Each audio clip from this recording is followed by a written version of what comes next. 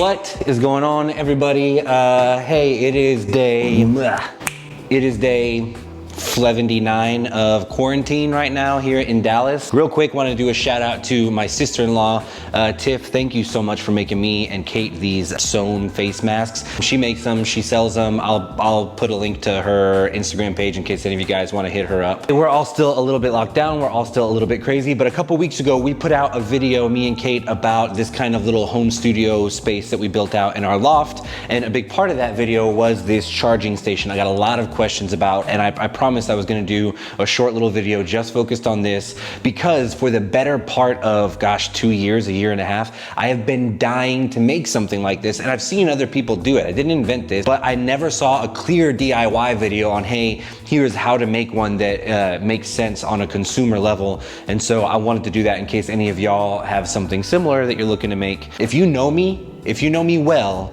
you know that one of the greatest joys in life that I have is going and seeing my barber, getting a fresh fade. So right now, every time I turn and look at the board and you see this nasty, mangled, hairy, fuzzy mess on my neck, I just want you to know I'm dying a little bit inside, even if you're not.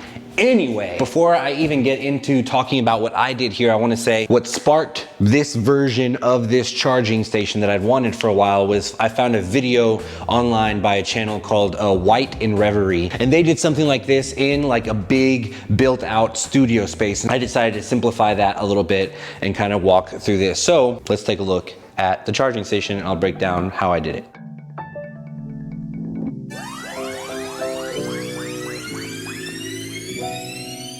So for starters, I'll say this first, this was really born out of a very obvious need. Specifically, there were two really big pain points I was having. The first one being, I like to display my toys. I like showing them off. Right now, this shelf looks a little bit barren because I'm using the two cameras that go here and two of the lenses that normally go here, but I love having a space in my studio where when people walk in, they can see, oh, that's cool, so you shoot on this. Hey, how do you like this lens? What are your thoughts about that camera body? But living in kind of an open plan loft space that we're in right now, and being married, Kate doesn't necessarily want me to like crowd her workspace with just lenses that are out and about and everywhere. So what that led to was me keeping things in boxes, in bags, backpacks, and things like that, so that when I did have something coming up, I had a shoot to do, or maybe I just had an idea and I wanted to shoot something here in the loft, I had to go open up a bag, dig through that, pull stuff out, see where my camera batteries are, go charge those. Dang it, they're not charged. I wanted to solve the problem of being able to show off the gear that I'm proud of in a way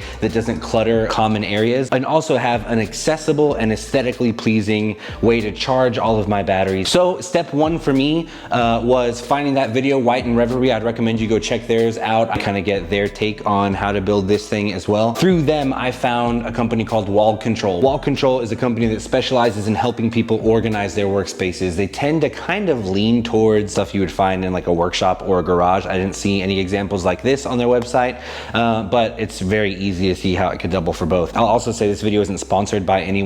Wall Control isn't paying me to talk about their products. I was just very happy to find them because I think that their product solves a very kind of niche problem. So like I said, it started with us finding Wall Control and then just kind of browsing around on their website to see what their different kits came with and which one would be best suited for us. It came with 3 of these panels that you see right here, and almost 100% of everything that we use to mount everything to the panel itself, like these little baskets right here and the shelves, things like that, with the exception of a couple things that we bought, like zip ties and some Velcro. I tried to keep absolutely everything on the top half of this panel purely reserved for charging batteries. Starting with over here on the left-hand side, I've got 2 little dual chargers for my Sony a6500 batteries, one for my Sony a7 III. Underneath that here, I've got some batteries for a little action camera, a little GoPro knockoff that I use, and then these big ugly white ones that totally throw off the aesthetic of the whole charging station for my Zhiyun crane that I use for smoother shots. Then up here at the top, I've got the DJI Osmo Pocket. The reason that's up there with all the batteries is because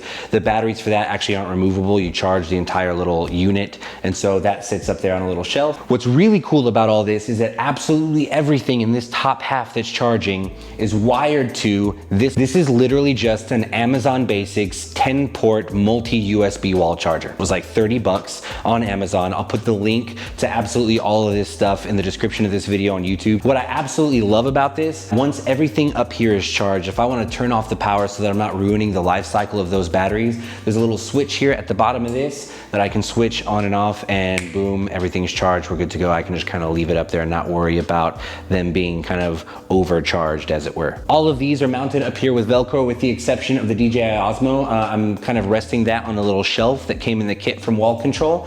And then this is kind of fastened to this with a zip tie. It's just a black zip tie, super simple. So that means day to day, it all just kind of stays where it's at. But say we do have a big trip coming up, I'm probably gonna take these chargers with me. I can literally just kind of pull them off the wall. They're good to go. When I get back home, I can just stick them back up and no harm, no foul.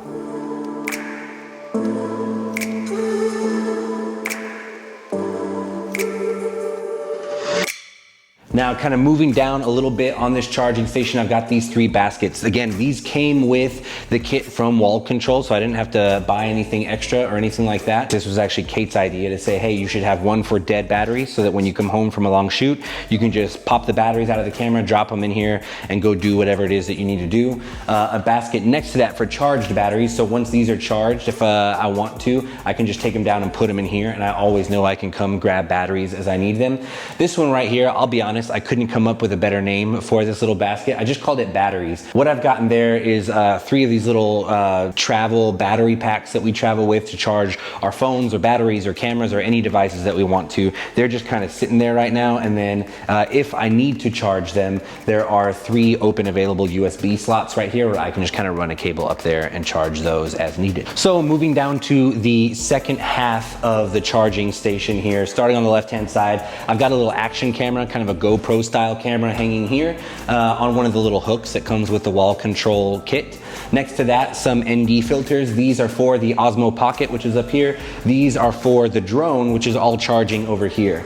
Again, resting on some of the hooks that come with the Wall Control kit is the remote control for my drone. And then I mounted up here the little battery pack, the little charging pack for the Mavic 2 Zoom. It's here so that it can charge the remote and the batteries. And these are just kind of resting on the little shelf that comes with the 4-pack charger for the Mavic 2 Zoom. On the underside of this shelf, that again came included with the kit from Wall Control, I've got mounted a little square power strip that's got 3 AC outlets on it and 4 USB outlets, because you can absolutely never have too many USB outlets available in a studio space. And then next to that is the travel kit for my DJI Mavic 2 Zoom, and the drone is kind of resting safely in there. Now, kind of zooming out and looking at the whole thing as one unit again, just like I have this switch up here that I can flip on and off so that I'm charging or not charging all of these batteries, I also have a little switch underneath here on this power strip so that if I want to turn off the entire charging station with one little button, I can do that. If I want to turn the entire thing back on, I can do that as well. Now everything is charging. If I just want my drone batteries and remote charging here and not these up here again, I can turn that off and let it do that. That versatility was super important to me. And again, I'll have the link in the description with the power strip that I'm using here at the bottom. That power strip was $10. Now there's one more thing that I kind of want to show you guys here, which is what I'm doing for cable management. There's a lot of different ways that you can do this. Again, I mentioned that video by White and Reverie. Really recommend you guys go watch that. They had a completely different approach to the cable management, and it's one that honestly looked really great. What they did is they actually mounted everything like the power strips and all that kind of stuff, the AC outlets where everything is kind of running to charge on the back of this panel. What that did is it created like a 2-inch gap between the panel and the wall, so they had to get these kind of spaced wall mounters to kind of put it up on the wall. I just didn't want to do that on our walls in our loft. I think if we had like an official commercial studio space, that would have made so much sense for us. The other problem with that kind of approach, and he even mentions this in his own video, is that these little holes up here and these little slots are not thick enough for you to push kind of the head of the USB chargers through them. So you end up having to get like a screwdriver and kind of prying them open and making bigger holes. And I just didn't want to mess these panels up because I think that they look so good. The approach that I kind of took is one that's a little bit 50-50, kind of 50% inspired by what I saw from White and Reverie and how clean and nice their panel looked, and 50% inspired by my love for all things Casey Neistat, for lack of a better way to say it. If I knew I was gonna actually mention him in this video, I wouldn't have worn my Billy shirt because now I look like a total fanboy. But I mean, screw it, I am. So what I love about Casey's approach to kind of his studio space is his old studio space in New York City. When he gave us a tour of that and showed us how everything was charging, everything was exposed. You could see all of the wires. It looked kind of chaotic, but also incredibly organized. Because while absolutely everything was exposed,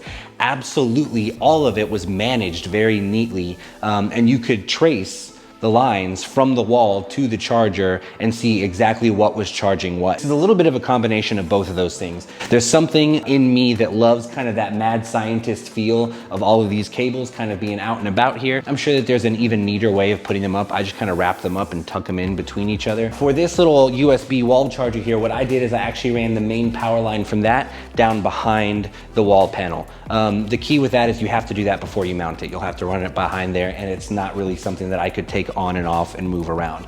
That runs all the way down to the bottom here, pops out here, and goes into the power strip that I've got mounted to the bottom. There's probably a way I could have tucked that behind the board, but again, just because this wall is black, the panel is black, and the cables are black, I didn't really see the need to kind of spend all of the time doing that. If you're doing this on a white wall, it might bother you a little bit more. So that's really it. I mean, once I found the wall control gear, it was pretty easy. I actually ordered the kit, had it shipped here, and opened it up, laid it all out on the floor in our loft before I really had an idea of how I was gonna organize it. And I just kind of moved things around on it until it seemed to kind of come together and make sense for me. The only other thing that I found incredibly useful while I was organizing this entire space, especially this wall here, was a little embossed label maker that we bought so that I could label things like dead, charged, battery. Then over here I've got the shelf labeled where I've got my A7 III, A6500, crop sensor lenses, and full frame lenses.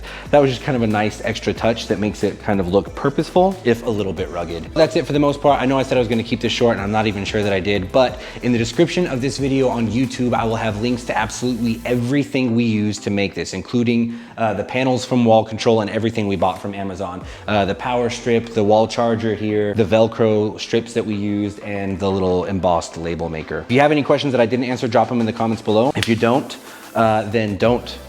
Keep your faces covered if you're going out in public. Wash your hands because it's gross if you don't. And bye.